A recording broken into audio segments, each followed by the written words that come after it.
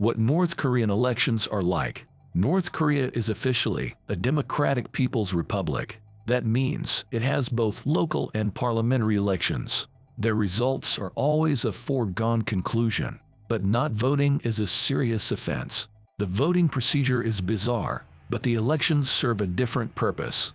It is quite sinister. Every 5 years, North Korea has parliamentary elections. The parliament is called the Supreme People's Assembly, SPA. Voting is mandatory, and there's no choice of candidates. Turnout is always close to 100%.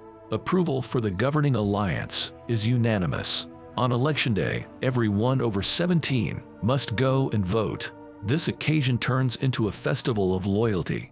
Reluctance is synonymous with dissent, so people turn up to polling places as early as possible. By the time they open, there are long lines outside. Every voter receives a ballot paper. There's precisely one name on the ballot. There are no boxes to tick or gaps to fill out. No pens are necessary. The voter takes the ballot and puts it into the box.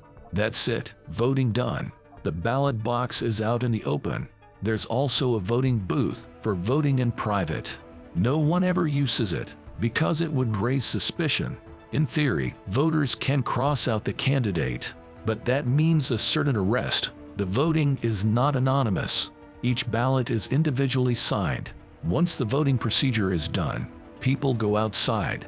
They form a group and start cheering loudly. This is supposed to demonstrate happiness and pride. We have elected our wise supreme leadership once again.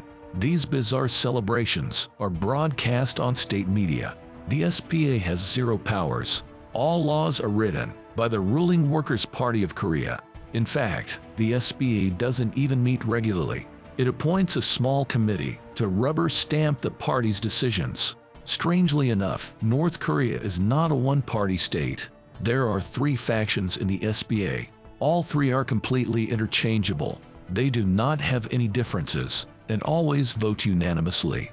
After elections, they always form the same coalition, the Democratic Front, for the reunification of Korea. The turnout is always impressively improbable. In the latest election in 2019, it was 99.99%. The support for the single candidate in each constituency is 100%. These numbers are predictable. Voting is mandatory, and staying home is illegal. Of course, a few people may be too ill to cast a vote, but as a popular North Korean joke goes, nobody dies or falls ill on election day. But why go to these lengths if it's so transparently false? In the past, elections were mostly a propaganda tool. Of course, they still are, but no one in the world believes it. The Koreans themselves don't need them either. However, the whole charade serves as a census. Every Korean older than 17 is on the list of voters. If he or she fails to turn up, they are investigated. This is how the government finds out about defectors.